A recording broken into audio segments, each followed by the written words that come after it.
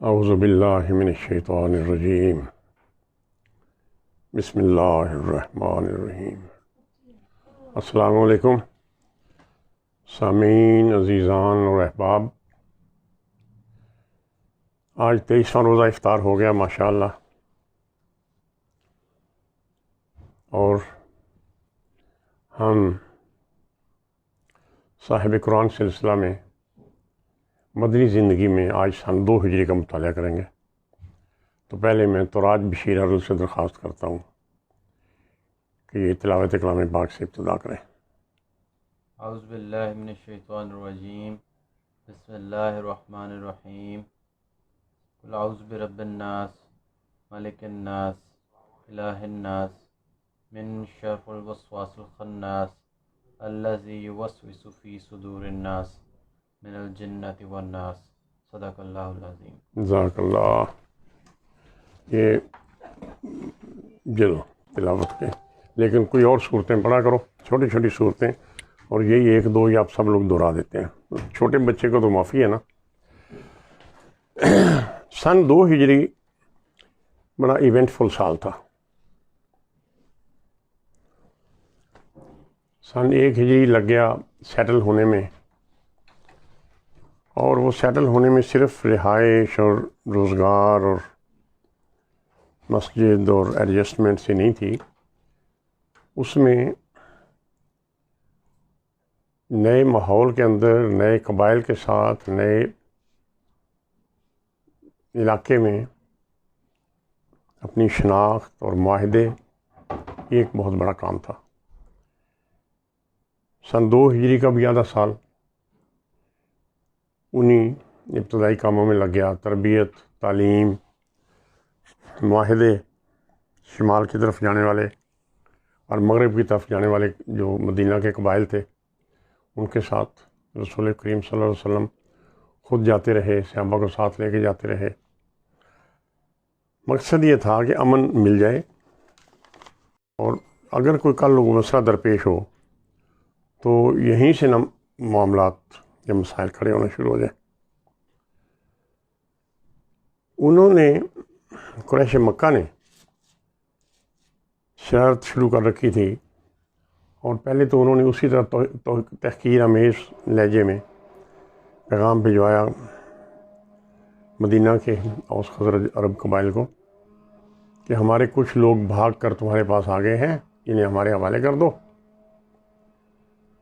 ورنہ ہم حملہ کریں گے، تمہاری عورتوں کو قیدی بنائیں گے، بچوں کو قتل کریں گے، یہ وہ۔ پھر انہوں نے ریشہ دوانیاں شروع کی کہ مدینہ کے اندر آمد و رفت تعلقات تو تھے لوگوں کے، اور جو عبداللہ ابن ابی ہے، جس کی مدینہ کی بادشاہت یا صدارت کا رستہ بھی رک گیا رسول کریم صلی اللہ علیہ وسلم کے آ جانے سے، اس کے دل میں بھی رنجش، اور وہ بھی ایسی باتوں کی تلاش میں تھا کہ کوئی قریش مکہ کے ساتھ سازشوں میں۔ تو یہ تھے حالات، یعنی 1.5 سال آپ یہ سمجھ لیں کہ شدید مصروفیت کا اور ابتدائی طور پر اپنے پیر جمانے کا تھا۔ اور جو واقعات ہوئے اس سال میں، اس میں اذان کی ابتدا ہوئی سن 2 ہجری میں، جو صورتیں نازل ہوئی جنگ بدر سے پہلے، یعنی جنگ بدر سے جلدی پہلے سورۃ محمد نازل ہوئی، جس کے اندر جنگ کا جواز بتایا گیا، جہاد کا جذبہ ابھارا گیا۔ پھر شعبان میں تحویل قبلہ کا حکم آ گیا کہ بیت المقدس کی بجائے خانہ کعبہ کی طرف منہ کرو۔ شعبان ہی میں رمضان کے روزے فرض ہو گئے۔ 17 رمضان کو غزوہ بدر پیش آ گئی۔ اچھا، سن 2 ہجری میں اور 1 ہجری میں سورۃ بقرہ کا نزول جاری تھا، جنگ بدر سے پہلے بھی، جنگ بدر سے بعد بھی۔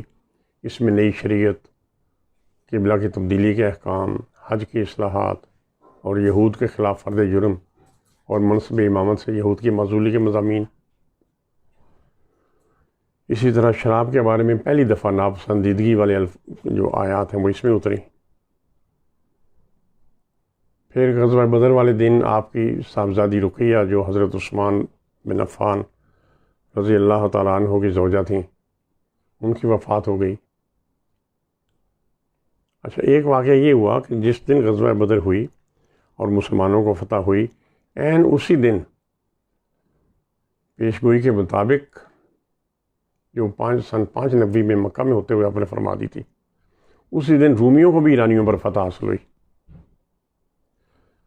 اچھا، اسی سال رمضان میں صدقہ عید الفطر اور عید کی نماز کا حکم جاری ہوا، اور رمضان کے بعد، جنگ بدر کے بعد، شوال کے مہینے میں، رمضان کے بعد رمضان کے بعد شوال کے مہینے میں یہودی قبیلہ بنو قینقاع کو مدینہ بدر کیا گیا۔ اچھا، پھر جنگ بدر کے بعد سورۃ انفال نازل ہوئی، جس کے اندر مال غنیمت کے احکام ہیں۔ پھر اس سال کے آخر میں سورۃ طلاق نازل ہوئی، جس میں اور احکام کے علاوہ طلاق کے احکام کی تکمیل اور تفصیل بھی ہے۔ سال کے آخر میں ذی الحج میں حضرت فاطمہ الزہرا اور حضرت علی کی شادی ہوئی۔ اس وقت حضرت فاطمہ الزہرا کی عمر 18 سال تھی۔ ذی الحج میں ہی غزوہ سویق پیش آئی دار البوبی، اور جنگ بدر سے پہلے، جنگ بدر تو رمضان میں ہوئی نا، اس سے پہلے بھی 8 مہمات درپیش ہوئیں، جو سن 1 ہجری کے آخر 2 ہجری کی ابتدا میں۔ تو یہ ایک بڑا مصروف سال تھا۔ اذان کی ابتدا اس طرح ہوئی کہ پہلے مسجد کی تو پہلے چھوٹی چھوٹی 4 دیواری بن گئی تھی، یوں سمجھ لیں اندازاً کے گھٹنے برابر، تو نشان بن گیا تھا، فرش ہموار کر دیا گیا تھا جگہ۔ تو نماز کے لیے بلایا جاتا تھا زبانی کہ یار وقت ہو گیا، آ جاؤ نماز پڑھ لیے۔ اب مشورہ کر کے تو اذان کے لیے الفاظ اور انداز طے ہو گیا، اور حضرت بلال رضی اللہ تعالیٰ عنہ کو مؤذن مقرر کیا گیا، اور رسول کریم صلی اللہ علیہ وسلم، حضرت عمر، ابو بکر اور اکابر صحابہ کھڑے ہو گئے پاس، اور بلال وہ جو اوپر کمرہ تھا اس کے اوپر کھڑے ہو کر تو انہوں نے اذان دی۔ وہ جوان اور صحت مند تھے، اور ان کی آواز خوب بلند تھی، اور بڑی محبت سے اذان کے کلمات ادا کرتے۔ اذان کے دوران جب محمد رسول اللہ کے الفاظ ادا کرتے تو نبی کریم کی طرف منہ گھما لیتے، اور بلکہ اشارہ بھی کرتے۔ رسول اللہ صلی اللہ علیہ وسلم جب فوت ہو گئے تو آپ کی وفات کے بعد اذان دیتے وقت جناب بلال کو آپ نظر نہ آئے تو ان کی آواز رند گئی۔ سورۃ محمد نازل ہوئی، اس میں ایک واقعہ ہوا تھا، آپ نے کچھ مخبری کے لیے ایک ٹیم بھیجی تھی، وہ مکہ کے قریب نخلا کے مقام پر انہوں نے کہا تھا کہ جا کر تم رک جانا۔ تو وہاں ایک واقعہ پیش آ گیا کہ عین اس دن جس دن یعنی حرام مہینہ شروع ہونا تھا، اس دن ابھی انہوں نے سمجھا کہ نہیں شروع ہوا، تو انہوں نے ایک قافلہ جو آتا ہوا وہاں سے گزر رہا تھا اس کے اوپر حملہ کر دیا۔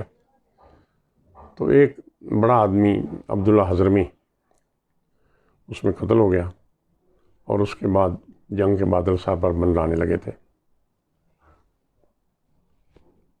پھر اس کے اگلے مہینے شعبان میں نازل ہوئی سورۃ محمد، اس میں قتال فرض کر دیا گیا۔ پہلے آپ کو یاد ہے کہ مدینہ آنے کے بعد سورۃ حج میں قتال کی اجازت دی گئی تھی کہ جن لوگوں نے آپ کو اب تک عبادات سے، ہجرت سے، آپ کو اپنے فرائض کی ادائیگی سے روکا، آپ بے شک ان کے ساتھ آپ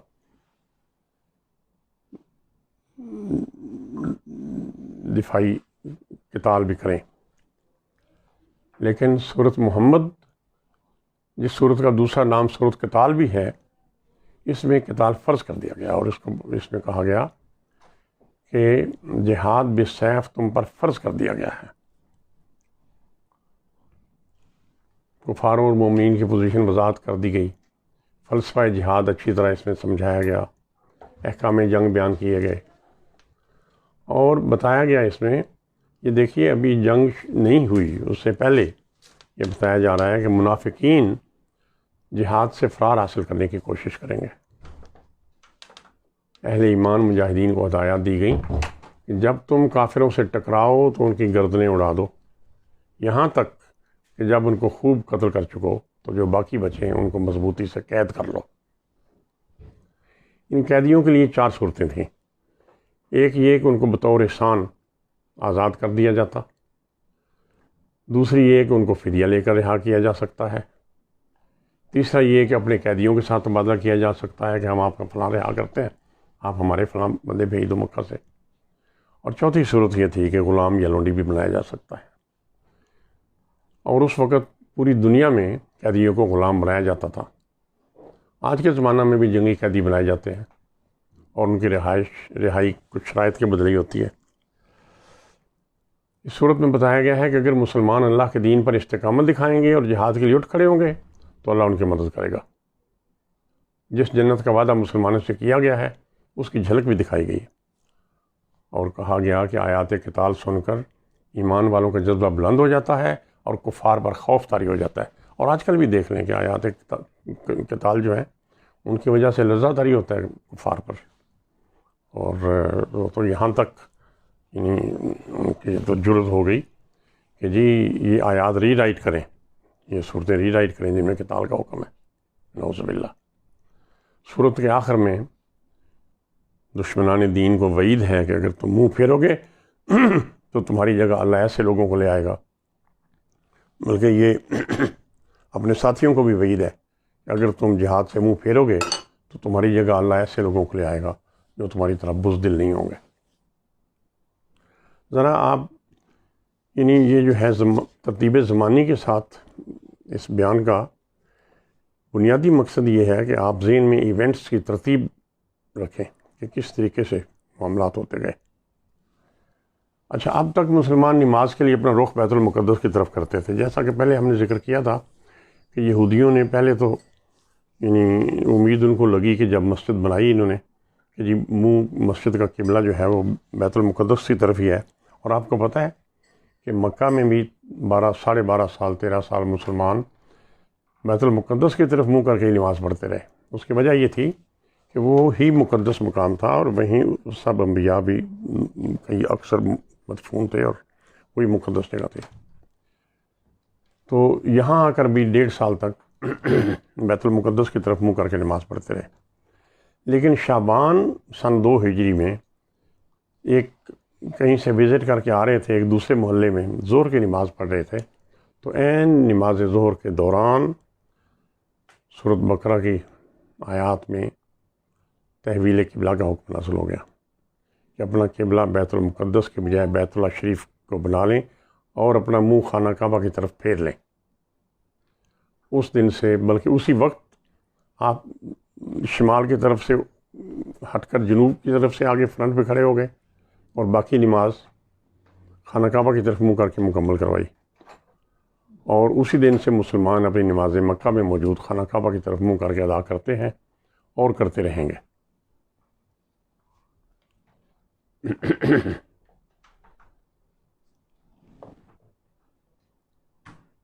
سن 2 ہجری کے 2 بڑے ایونٹس میں سے ایک تو ہے قرآن حکیم کی طویل ترین سورۃ البقرہ کا نزول،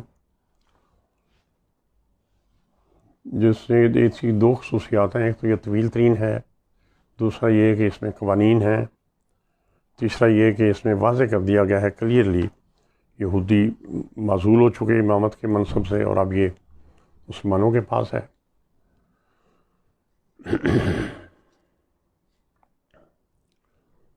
یہ مرحلہ وار نازل ہوئی سورۃ بقرہ۔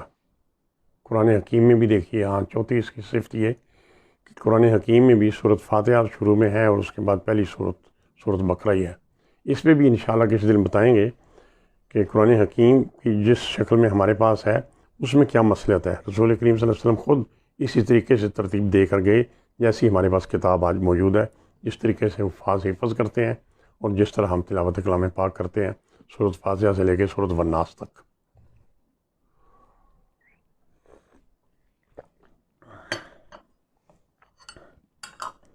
ہم جو ترتیب نزولی سے پڑھ رہے ہیں اس کا مقصد یہ ہے کہ ہمیں تاریخ کی سمجھ آ جائے کہ کس طریقے سے اسلام. اچھا، سورۃ بقرہ کا ذکر ہو رہا تھا. اس کی آخری 3 آیات ہجرت سے پہلے ہی میراج النبی کے موقع پر نازل ہو چکی تھیں، جن میں وہ دعا بھی ہے ربنا لا تؤاخذنا ان نسینا او اخطانا.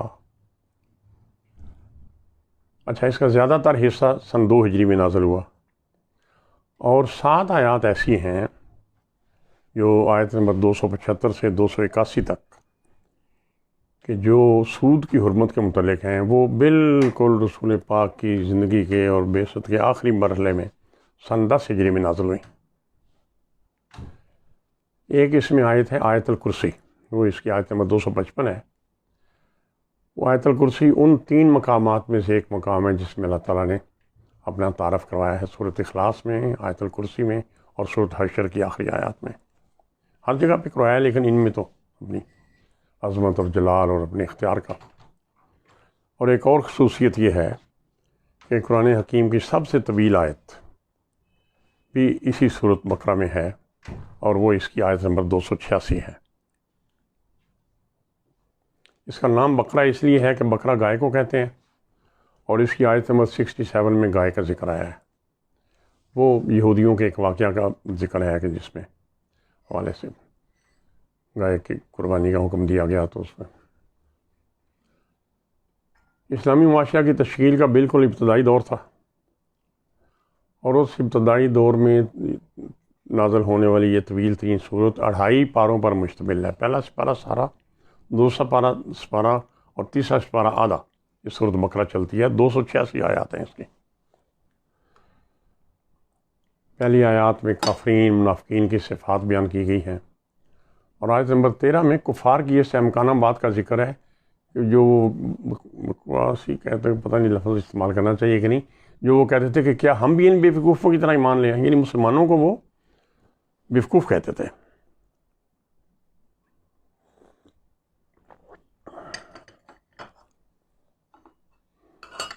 دعوت توحید کا اس میں تکرار ہے. پھر آدم اور ابلیس کی کشمکش کا ذکر ہے. پھر واضح کہا گیا ہے کہ جو کوئی رسولوں کی پیروی کرے گا وہ جنتی ہوگا. مکہ میں خطاب مشرکین سے ہوتا تھا. یہاں سامنے مشرکین نہیں تھے، یہاں اہل کتاب تھے، کیونکہ جو تھے عرب دونوں قبائل مشرک، ان کی اکثریت مسلمان ہو چکی تھی آپ کی ہجرت کرنے سے پہلے. جو 2-4 باقی تھے وہ بھی آپ کے آنے تک ہو گئے تھے. یہاں پر اہل کتاب تھے یہودی، وہ مخاطب ہیں، اور اسلام کی دعوت ان کو ہے، اور انہی کو قیامت کے عذاب سے ڈرایا گیا ہے.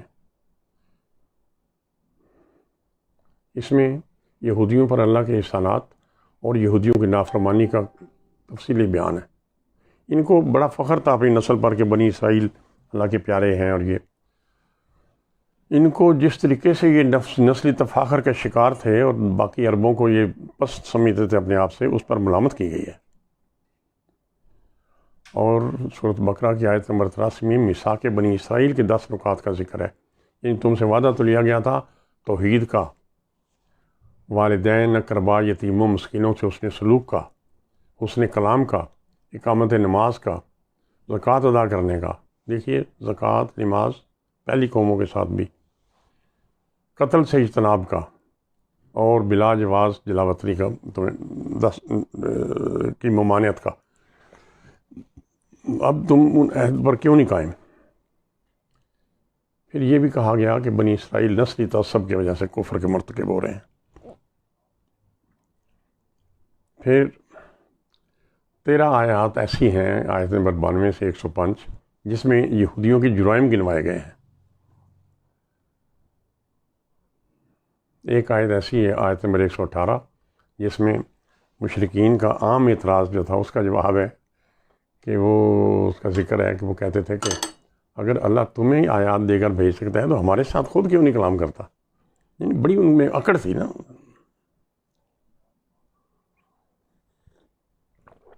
وہ سمجھتے تھے کہ یہ اپنی کسی بڑائی کی وجہ سے حاصل ہو جاتی ہے. یہ نہیں پتا تھا کہ اللہ تعالیٰ کا یہ خاص فضل ہے جن ہستیوں کو اس نے پسند کیا یا اپنی تربیت کی بچپن سے ان کے لیے. مخصوص ہے۔ بنی اسرائیل کے حسد، نسل پرستی اور خوش فہمیوں کا ذکر بار بار کیا گیا ہے، اور بالآخر انہیں حضرت ابراہیم علیہ السلام کا راستہ اختیار کرنے کی دعوت دی گئی ہے، کیونکہ وہ بھی ہیں تو ابراہیم علیہ السلام کی نسل سے نا۔ ویسے تو بنی اسرائیل کا تذکرہ قرآن حکیم میں 300 سے زیادہ دفعہ آیا ہے، لیکن ان کے بارے میں سب سے زیادہ تفصیل اسی صورت میں ہے، بلکہ پہلا سپارہ تو پورا ان کے ذکر سے بھرا ہوا ہے۔ ان کو بار بار اسلام کی دعوت دی گئی، ان کی غلطیاں، ان کی نافرمانیاں، ان کے تعصب، سب ان کو بار بار احساس دلایا گیا۔ میثاق کا آپ کو میں نے بتایا کہ ان کو احساس دلوایا گیا۔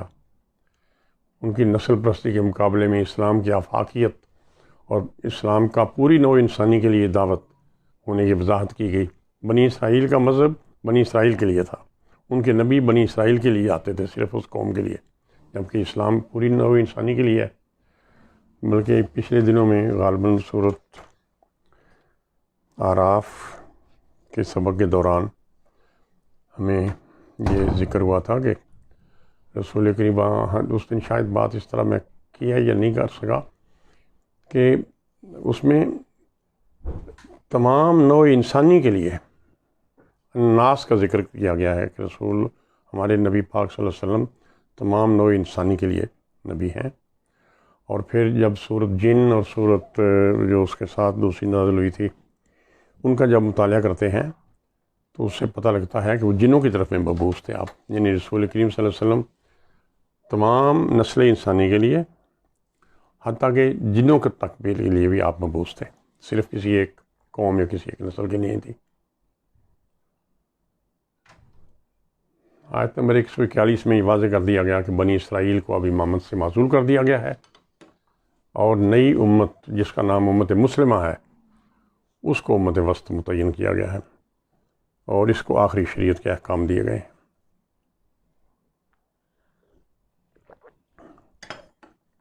شراب کے بارے میں ناپسندیدگی کی سب سے پہلی آیت اسی صورت میں نازل ہوئی۔ نکاح، یتیموں کے، قسم کے، قرض کے، رہن کے، سود کے، اب توجہ کیجئے، طلاق، رضاعت، عدت اور مہر وغیرہ سماجی احکام بھی اس میں آنے شروع ہو گئے کہ ایک معاشرت میں رہنا تھا نا، لین دین بھی ہونا تھا، سود کا بھی رواج تھا، رشتے بنتے ٹوٹتے، ان میں طلاق کے بھی احکام، حق مہر کے احکام، اب ایسی یعنی قانون سازی اور ایک معاشرے کے لیے اصول وضع کر دیے گئے۔ حلال و حرام کے بیان میں اس کی آیت نمبر 173 میں حرام چیزوں کا نام لے کر ان کو کھانے سے منع کیا گیا ہے، یعنی مردار، خون، سور کا گوشت اور کوئی ایسی چیز جس پر اللہ کی بجائے کسی اور کا نام لیا گیا ہو، یہ 4 چیزیں۔ ہاں، اگر کوئی شخص قانون شکنی کے ارادہ سے نہیں بلکہ مجبوری کی حالت میں کوئی ایسی چیز کھا لے ان میں سے، لیکن حد سے تجاوز نہ کرے تو اس کو گناہ نہیں ہوگا، اللہ بخشنے والا اور رحم کرنے والا ہے۔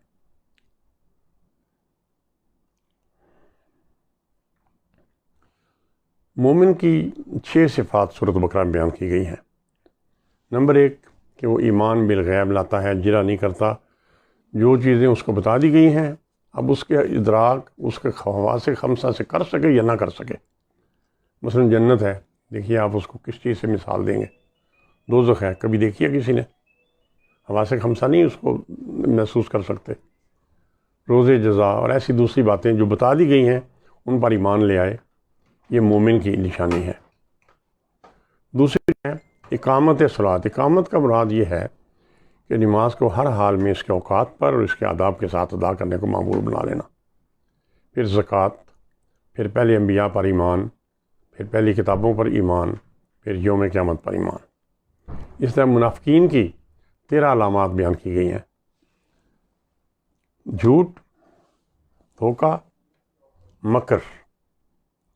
تدبیر کرنا تو انسانی زندگی کی ضرورت اور فرض ہے، لیکن مکر اور فریب،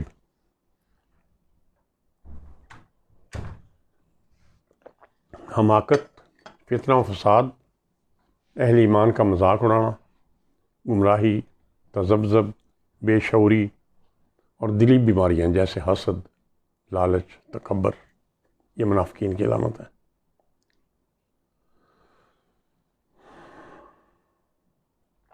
عقیدہ توحید پر بار بار زور دیا گیا ہے، کیونکہ اس کے عقیدہ کے بغیر اسلام کے احکام پر صحیح عمل نہیں ہو سکتا۔ رمضان کے روزے فرض کیے گئے، ہاں قصاص فرض کیا گیا۔ قصاص یہ ہے کہ اگر کوئی بندہ قتل کرتا ہے کسی کو تو اس کے بدلے میں اس کو قتل کیا جائے، اور اس میں کہا گیا ہے کہ اس میں آپ کی زندگی ہے اگر آپ سمجھ جائیں، اس کا متبادل دیت بھی ہے، وہ بھی اسی میں آتی ہے۔ حلال و حرام کے بیان میں آپ کو جیسے بتا دیا، 4 چیزیں نام لے کر بتا دی گئیں۔ شراب کے بارے میں نے 3 دفعہ بتا دیا کہ ناپسندیدگی اظہار کیا گیا۔ اس کے الفاظ یہ ہیں کہ اس میں فائدے کم ہیں اور نقصان زیادہ ہیں۔ بعد میں جو صورتیں نازل ہوئیں، سورۃ النساء اس میں، اور پھر جب 6 کے آخر میں سورۃ مائدہ نازل ہوئی تو اس میں جا کر پھر حرام قرار دے دی گئی۔ اچھا، یہ صورت اس میں بقرہ میں یعنی مدینہ پہنچنے کے 2 سال کے اندر مشرک عورتوں سے نکاح کو حرام کر دیا گیا۔ پھر ایک یہ ہوتا تھا کہ لوگ، ہم نے بھی بچپن میں دیہات میں ایسی یاوا گوئیاں سنی ہیں کہ قسم کھا لینی کہ میں جی بیوی کو ہاتھ نہیں لگاؤں گا جی تو میرے پر حرام ہو گئی ہو جی، یا اس قسم کی باتیں۔ تو اس کا یہ ہے کہ یا تو انسانوں کی طرح اپنی باتوں کو واپس لے لیں اپنے الفاظ کو، یا ان کو طلاق دے دیں، ان سے خواہ مخواہ لٹکائیں نہ اس کو۔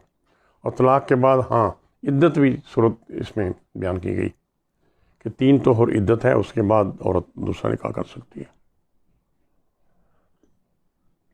ایک بہت بڑا جرم جو ہم عام دیکھتے ہیں اپنے معاشرے میں ہوتا،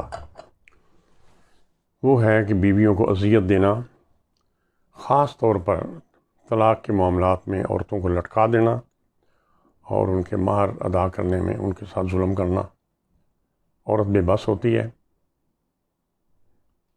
ہاں جی، تو اس میں بڑی شدت کے ساتھ اس پر تنبیہ کی گئی ہے۔ عورتوں کو اذیت دینے کے لیے رجوع کا لینا اور بار بار پھر ان کو تنگ کرنا۔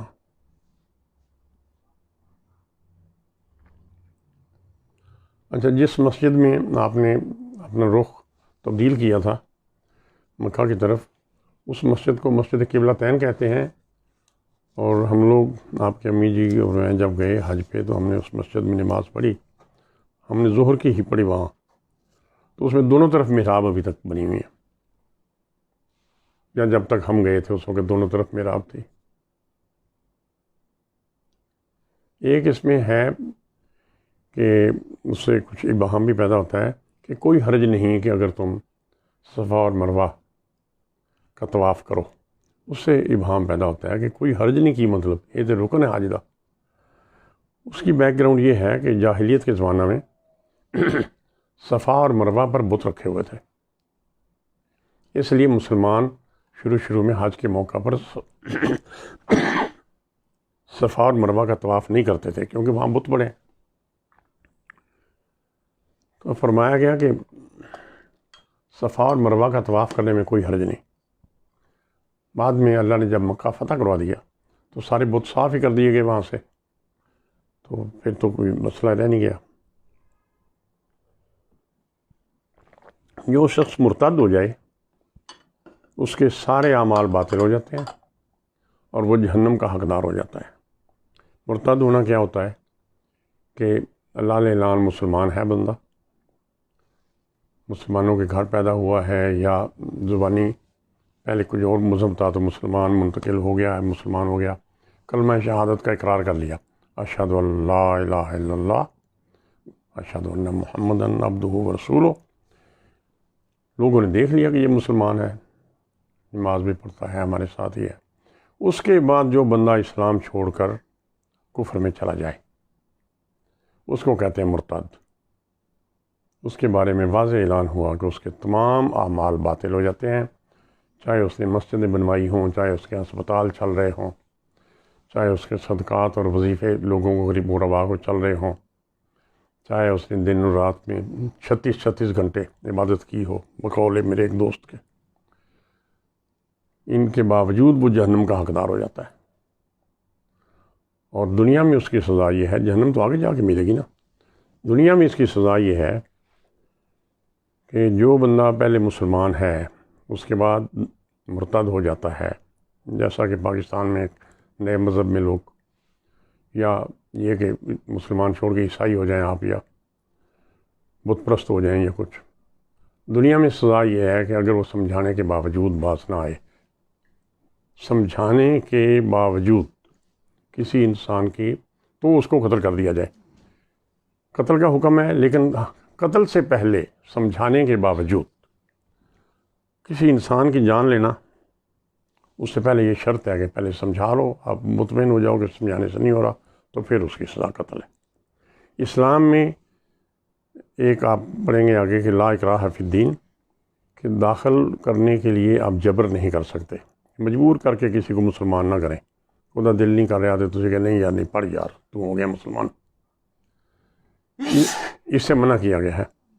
لیکن اگر کسی نے ایک دفعہ مسلمان ہونے کا اعلان کر دیا ہے تو وہ اسلام کو نہیں چھوڑ سکتا، اگر چھوڑے گا تو قتل کیا جائے گا۔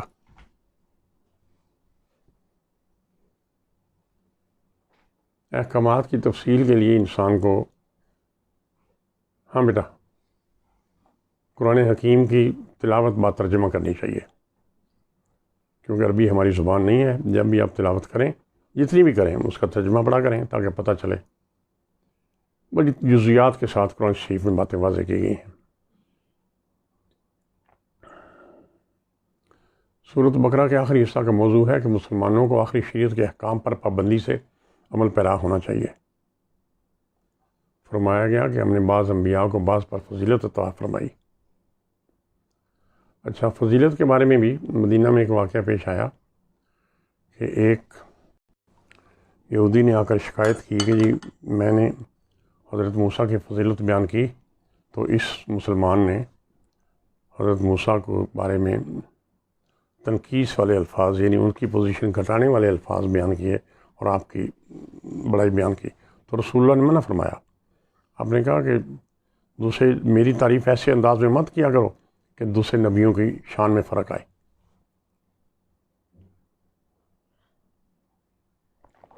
دکھاوے کے صدقہ کو پیسہ ضائع کرنا قرار دیا گیا،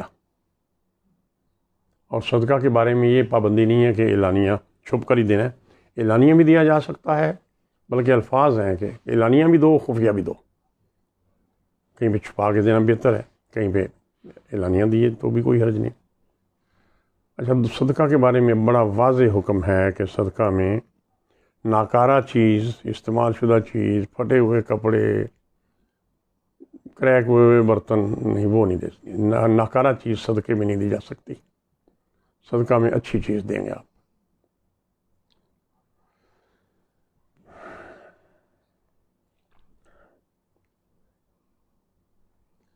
اچھا، آخرت کے دلائل دیے گئے۔ سن 10 ہجری میں جب میں نے آپ کو بتایا کہ 7 آیات سن 10 ہجری میں نازل ہوئیں جن میں سود واضح طور پہ حرام قرار دے دیا گیا۔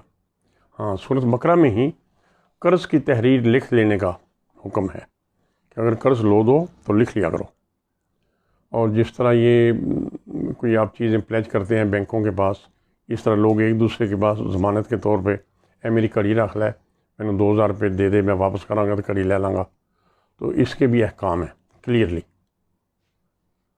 اس میں نماز، زکوٰۃ، جہاد، حج، روزہ، سود، طلاق اور عدت جیسے بہت سے سماجی احکام ہیں۔ پھر یہ کہ آخری 3 آیات جن کا پہلے میں نے ذکر کیا کہ وہ ہجرت کے موقع پر نازل ہوئی تھی، ہجرت سے پہلے معراج کے موقع پر نازل ہوئی تھی۔ اس میں یہ کہا گیا ہے نا کہ اللہ کسی پر اس کے برداشت سے زیادہ بوجھ نہیں ڈالتا، اور اس میں بڑی جامع دعا سکھائی گئی ہے کہ انسان سے بھول چوک ہو جاتی ہے اس میں آخری الفاظ ہیں ربنا لا تؤاخذنا ان نسینا او اخطانا ربنا ولا تحمل علينا اصرا كما حملته على الذين من قبلنا ربنا ولا تحملنا ما لا طاقة لنا به۔ اگر آپ کے امی جی اس وقت ہوتے تو انہوں نے مجھ سے پہلے پڑھ کے مکمل کر دینی تھی۔ واعف عنا واغفر لنا وارحمنا انت مولانا فانصرنا علی القوم الکافرین۔ آپ کے امی جی کے پاس بیٹھ کر قرآن شریف پڑھنا یا کوئی مسنون دعائیں پڑھنا اس طرح ہی ہے جس طرح کسی ڈرائیور کے ساتھ بیٹھ کے گاڑی چلانی۔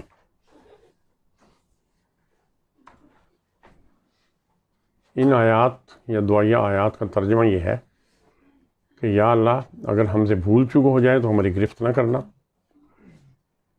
یا اللہ ہم پر اتنا بوجھ نہ ڈالنا جتنا ہم سے پہلے لوگوں پر ڈالا تھا، یا اللہ ہم پر اتنا بوجھ نہ ڈالنا جس سے اٹھانے کی ہمارے اندر طاقت نہ ہو، ہم سے درگزر فرمانا، ہمیں بخش دینا اور ہم پر رحم فرمانا۔ تو ہی ہمارا مالک ہے، ہمیں کافروں پر غلبہ عطا فرما دے۔ تو یہ بڑی اہم اور سب سے طویل اور قوانین پر مشتمل صورت ہے۔ یہ صورت سن 2 ہجری میں مکمل ہوئی۔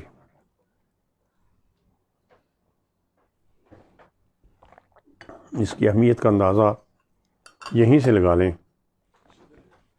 کہ قرآن حکیم کی پہلی صورت یہی ہے۔ پہلی تو صورت فاتحہ ہے، وہ فاتحہ اس لیے کہ اس کی بھی اپنی شان ہے کہ وہ ہے ابتدا کرنے کے لیے۔ قرآن شریف کی مطالعہ کی آپ ابتدا اس سے کرتے ہیں، اللہ تعالیٰ سے ہدایت کی دعا مانگ کر۔ امی جی کو کھڑا کر کے تو دبائیں پاؤں، لیٹنے سے پہلے کو کھڑا رکھیں، تھوڑی دیر کھڑا کریں، آگے ذرا کھلی جگہ پہ لے آئیں، لے آؤ بیٹا، چپل کو چھوڑ دیں۔ دوسرا بڑا ایونٹ، اچھا اس کے اوپر یہ سن 2 ہجری کا دوسرا بڑا ایونٹ غزوہ بدر ہے۔ اس پر میرا ایک مستقل مقالہ الگ سے موجود ہے۔ میں نے غزوہ بدر پر اپنے تمام تاریخ اختصار کے باوجود غزوہ بدر، فتح خیبر، ان دونوں پر میں نے تھوڑی سی تفصیل سے کام لیا ہے اپنے ان مقالوں میں، کیونکہ غزوہ بدر میرے نزدیک تبدیلی کا نقطۂ آغاز تھا۔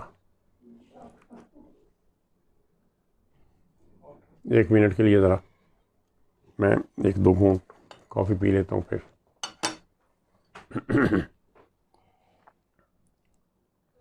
واپس فوراً نہ بیٹھنے یا لیٹنے دینا، لیٹنے بالکل نہ دینا، پہلے آئیں تو 1-2 منٹ کھڑے رہیں، پھر بیٹھ جائیں بس۔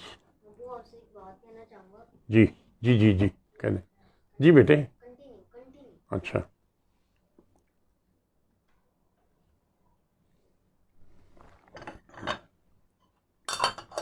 ہجرت کر کے مسلمان تو آگے مدینہ میں، یہاں سیٹل بھی ہو گئے، معاہدے بھی کر لیے، میثاق مدینہ بھی ہو گیا، مواخات بھی قائم ہو گئی، آس پاس کے قبائل کے ساتھ بھی معاہدے ہو گئے۔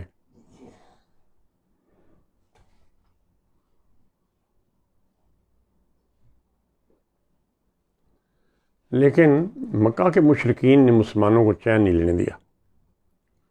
مکہ میں تو مسلسل تنگ کرتے ہی رہتے، اس حد تک کہ حبشہ کی طرف ہجرت پر مسلمان ہو گئے تو وہاں بھی ان کا پیچھا، مجبور ہو گئے مسلمان تو وہاں بھی ان کا پیچھا کیا۔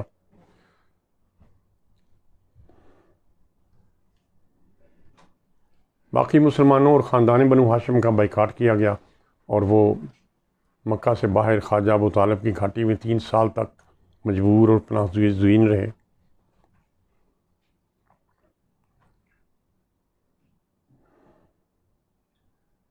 حتیٰ کہ اس محصوری کے اثرات کی وجہ سے آپ کے چچا ابو طالب اور آپ کی ہمدم اور ہمدرد زوجہ حضرت خدیجہ الکبریٰ بھی دونوں فوت ہو گئے۔ رسول پاک نے اس سال کو جس میں دونوں فوت ہوئے 10 نبوی کو ہمیشہ عام الحزن کہا۔ ہاں جی آگے، ہاں بس لیٹنے نہ دینا. اب شروع کرتے ہیں، ذرا توجہ کرے سارے. تو مکہ میں مشرکین کی طرف سے مسلمانوں کو صدمات ہی صدمات میسر آئے. ابو طالب کی وفات کے بعد جب بنو ہاشم کی سرداری ابو لہب کے پاس آئی تو اس نے تو انتہا کر دی. آپ کو عربی میں طرد کہتے ہیں، قبیلہ بدر کر دیا، آپ کے جان و مال کا تحفظ سے محروم کر دیا. طائف میں گئے تو بدبختوں نے پیچھے آوارہ لڑکے لگا دیے جو جملے بازیاں کرتے رہے، بلکہ آپ کو پتھر روڑے مارتے رہے، آپ کو خون بھی بہنا شروع ہو گیا.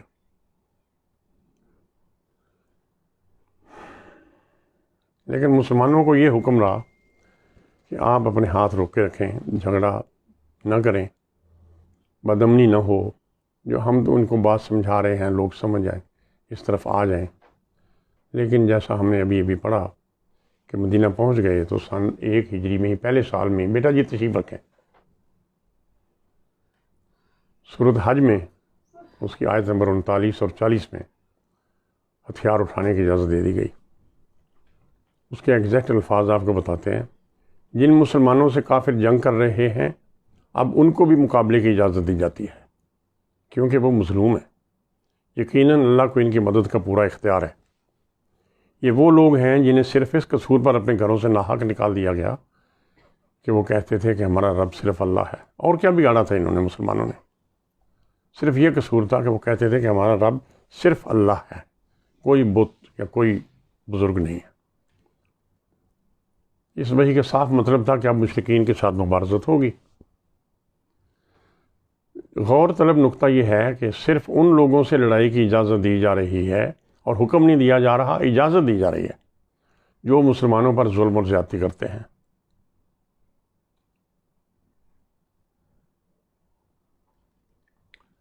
رسول اکرم کے یثرب پہنچ جانے پر یثرب کا نام مدینہ النبی رکھ دیا گیا. ہجرت کے بعد مکہ میں نہایت تشویش کا عالم تھا. پہلے تو انہوں نے ہجرت سے روکنے کی کوشش کی، مسلمانوں کو ناکام ہوئی. رسول اللہ بھی حفاظت پہنچ گئے یثرب. اب قریش کو اپنے تجارتی راستہ کی فکر ہوئی جو مدینہ کے قریب سے گزر کر یہ ریڈ سی کے، یہ بحر احمر کے ساحل کے ساتھ ساتھ شام کی طرف جاتا تھا.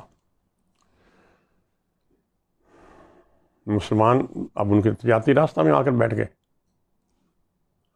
اس کے باوجود مشرکین مکہ خاموش نہیں بیٹھے، بلکہ چند روز بعد ہی، یہ ایک بات میں ذرا تفصیل میں عرض کر دوں، باقی میں آگے آسانی سے بتا دوں گا آپ کو. مشرکین مکہ نے عبداللہ بن ابی کو، جو مدینہ میں اس وقت سب سے معزز آدمی تھا، خط لکھا. الفاظ پہ غور کیجئے کہ تم نے ہمارے آدمی کو پناہ دی ہے، ان کو قتل کر ڈالو یا مدینہ سے نکال دو، ورنہ خدا کی قسم ہم سب مل کر تم پر حملہ کریں گے، تمہیں تباہ کر دیں گے اور تمہاری عورتوں کو قبضہ میں لے لیں گے. قریش نے خزرج پر اس سے پہلے ایک احسان بھی کیا ہوا تھا. میں نے 2-3 دن پہلے بتایا تھا کہ کچھ عرصہ قبل قبیلہ اوس کے لوگوں نے مکہ جا کر قریش سے خزرج کے خلاف مدد مانگی تھی اور ہفتہ بھر وہاں ٹھہرے رہے تھے، ان سے باتیں کرتے رہتے. لیکن ابو جہل کی ضد پر قریش نے خزرج کی حمایت کرنے اوس کی حمایت کرنے سے انکار کر دیا تھا. تو یہ بھی خزرج پر ایک قسم کا احسان ان کا موجود تھا. اور عبداللہ بن ابی بھی خزرج کا تھا، اس لیے خدشہ تھا کہ عبداللہ بن ابی شرارت کرتا. رسول اللہ کو معلوم ہوا جب اس خط کا، تو خود اس کے پاس گئے اور اسے کہا، عبداللہ کیا تم خود اپنے بیٹوں اور بھائیوں سے یعنی انصار سے لڑو گے؟ عبداللہ سمجھ گیا. ادھر قریش نے اعلان کر دیا کہ مسلمانوں کو خانہ کعبہ میں داخلے کی اجازت نہیں ہوگی.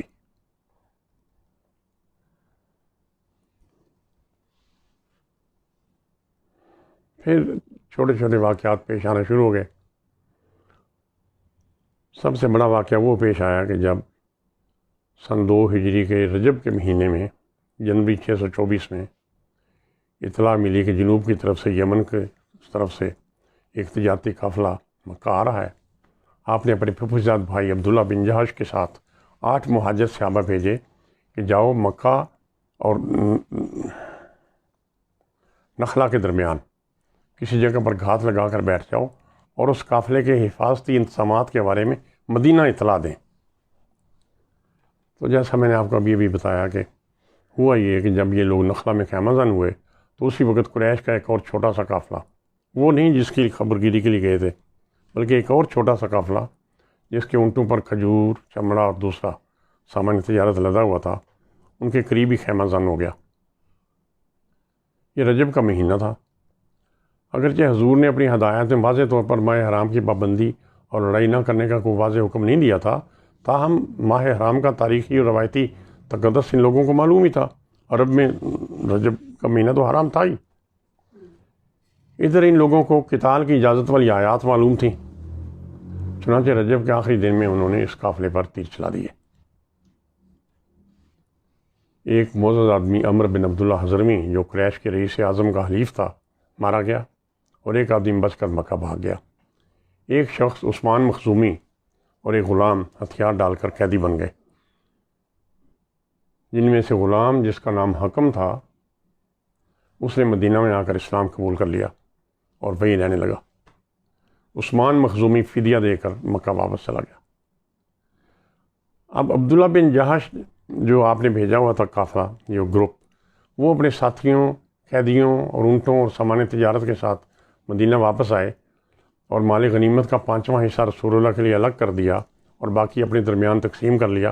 یہی رواج تھا کہ خمس رسول اللہ کے پاس جائے گا انتظامات کے لیے، اجتماعی مجموعی کاموں کے لیے، تو باقی لشکر کے افراد آپس میں تقسیم کریں گے مال غنیمت۔ اس پر انہوں نے کر دیا تو خمس مسجد میں رسول اللہ کے لیے رکھ دیا۔ لیکن رسول اللہ صلی اللہ علیہ وسلم نے یہ مال لینے سے یہ کہہ کر انکار کر دیا کہ میں نے تم کو حرام مہینوں میں جنگ کا نہیں کہا تھا۔ اس واقعہ کو مدینہ کے یہودیوں نے رسول اللہ کے لیے برا شگون قرار دے دیا اور کہا، اور مکہ میں قریش نے یہ افواہ پھیلا دی کہ محمد صلی اللہ علیہ وسلم نے حرام مہینے کی بے حرمتی کی ہے، جو کہ روایتی طور پر عرب میں ایک بہت ہی برا کام تھا، اور اس بات پر جنگیں ہو چکی تھیں۔ بلکہ وہ جنگیں جو تھی رسول کریم کی نوجوانی میں جو 4 سال تک چلتی رہی، وہ بھی اسی بنا پر ہوئی تھی کہ ایک قبیلے کے نے ایک حرام مہینے کی خلاف ورزی کر دی تھی۔ تو دشمنوں نے پراپگنڈا شروع کر دیا، تو پھر سورۃ بقرہ میں وضاحت نازل ہوئی، لوگ آپ سے حرام مہینے میں قتل کے بارے میں پوچھتے ہیں، آپ فرما دیں کہ ہاں، حرام مہینہ میں قتال بڑا گناہ ہے، مگر اللہ کی راہ سے روکنا، اللہ سے کفر کرنا، مسجد حرام سے روکنا اور اس کے باشندوں سے وہاں سے نکالنا کہیں بڑا جرم ہے اور فتنہ قتل سے بڑھ کر ہے۔ اب یہ وہ باتیں تھیں جن پر یعنی چند وجوہات، پھر یہ کہ 8 مہمات اور ایسی ہوئیں جن میں جھڑپ ہوئی چھوٹی موٹی، کہیں وہ آئے تو آگے تو مدینہ کے مویشی چرا کر لے گئے، کبھی کچھ ہوا، کبھی کسی قافلے کو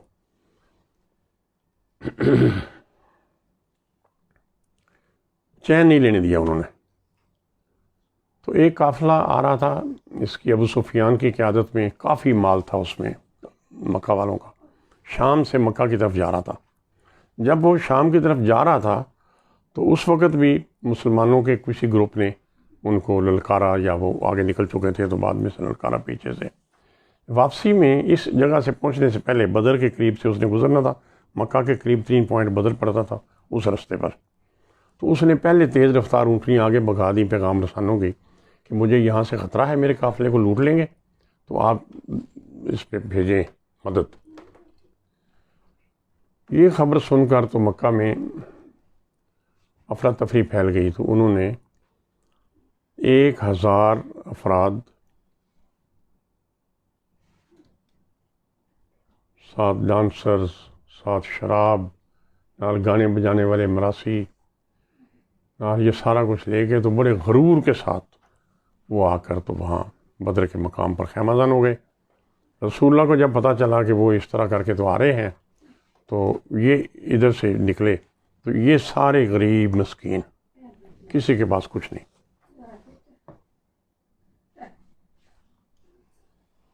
تو اس کے جنگ بدر کی تفصیلات کل پڑھیں گے، کیونکہ اس میں چاہتا ہوں کہ ذرا توجہ بھی آئے رہے اور اس پہ ذرا اچھی طرح وضاحت سے سمجھا جائے۔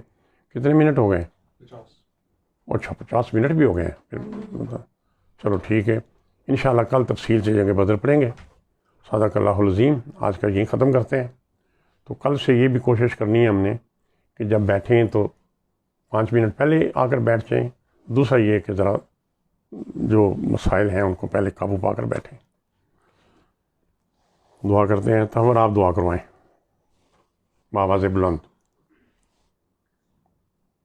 بسم اللہ الرحمن الرحیم، الحمد للہ رب العالمین، اللہم صلی علی محمد وعلی آل محمد کما صلیت علی ابراہیم وعلی آل ابراہیم انک حمید مجید، اللہم بارک علی محمد وعلی آل محمد کما بارکت علی ابراہیم وعلی آل ابراہیم انک حمید مجید، ربنا آتنا فی الدنیا حسنۃ وفی الآخرۃ حسنۃ وقنا عذاب النار وقنا عذاب القبر وقنا عذاب الحشر وقنا عذاب المیزان، ربنا ظلمنا انفسنا وان لم تغفر لنا وترحمنا لنكونن من الخاسرین، اللهم انت السلام ومنك السلام واليك يرجع السلام، حينا ربنا بالسلام وادخلنا دار السلام، تباركت ربنا وتعاليك يا ذو الجلال والاكرام، لا اله الا انت سبحانك اني كنت من الظالمين، اللهم اجرنا من النار، اللهم اجرنا من النار، اللهم اجرنا من النار،